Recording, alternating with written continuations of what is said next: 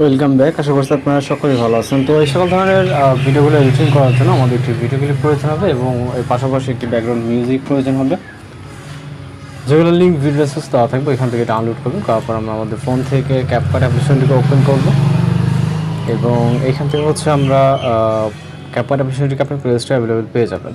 দেন এখান থেকে রিপোজিট অপশনে ক্লিক করবো এবং ভিডিওস অপশন থেকে আমরা প্রথমে যে ভিডিও ক্লিপটা সিলেক্ট করে এখান থেকে অ্যাড অপশনে ক্লিক করব।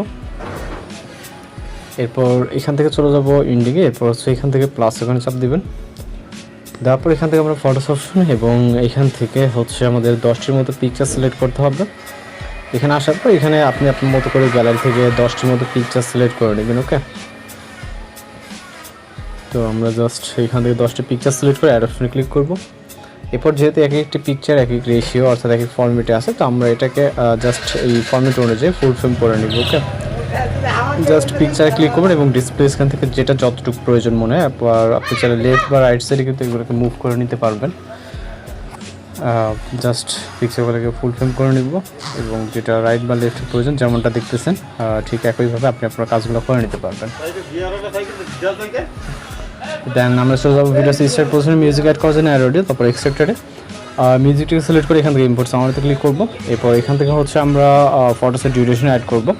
প্রথম যে পিকচারটি থাকবে এটার ডিউরেশন হবে হচ্ছে 1.0 অর্থাৎ বরাবর 1 সেকেন্ড। দেন দ্বিতীয় পিকচার থেকে শুরু করে আমাদের এন্ডিং পর্যন্ত এখান থেকে ডিউরেশন হবে হচ্ছে 0.8। ওকে, এখান থেকে প্রতিটা পিকচারের ডিউরেশন 0.8 ডিউরেশন দিয়ে দিব। ওকে,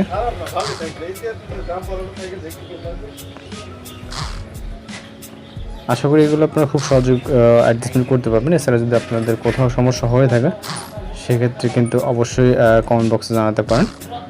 এখান থেকে লাস্ট পিকচারটা আমাদের মিউজিক যতটুকু থাকবে। এরপর হচ্ছে আমরা এখানে অ্যানিমেশন অ্যাড করব, এই জন্য প্রথম পিকচারের দিকে চলে যাবো এবং হচ্ছে অ্যানিমেশন। দেন হচ্ছে আমরা এখান থেকে কম্বোতে ক্লিক করব। এই ভিডিও থেকে আমরা রাইট সাইডে চলে যাবো, এখানে হিউজ পরিমাণে অ্যানিমেশন আছে। ওকে, এখান থেকে রাইট সাইডে আমরা আমাদের যে অ্যানিমেশনগুলো ইউজ করবো এখান থেকে আমরা খুঁজে বের করব। এখান থেকে হচ্ছে আমরা পেন লেফট এবং পেন রাইট নামে দুইটা অ্যানিমেশন আপনারা দেখতে পাচ্ছেন। প্রথমটাতে যদি পেন রাইট সিলেক্ট করি সেক্ষেত্রে আমরা পরবর্তী পিকচারটাতে পেন লেফট সিলেক্ট করব। ওকে, অর্থাৎ একটাতে যদি রাইট এবং একটাতে লেফট, এইভাবে অল্টারনেট করে আমরা সিলেক্ট করে নেব প্রতিটা পিকচারে। জাস্ট এখান থেকে রাইট এবং লেফট। ওকে, আশা করি এইভাবে আপনারা খুব সুন্দরভাবে এগুলোকে সাজিয়ে নিতে পারেন আপনারা আপনাদের মতো করে।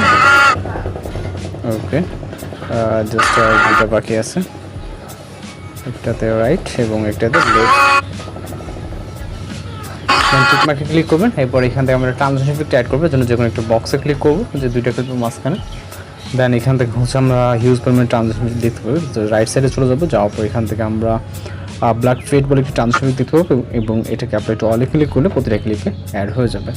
এরপরে একটি ইফেক্ট আমরা এখানে অ্যাপ্লাই করবো, যেটা না করলে না। এখান থেকে আমরা ইফেক্ট অপশনে যাবো, ফটো সিস্টেম পজিশন আসার পর ইফেক্ট এবং হচ্ছে ভিডিও ইফেক্টে। এরপর আমরা চলে যাবো হচ্ছে রাইট ক্লিক ক্যাটাগরিতে।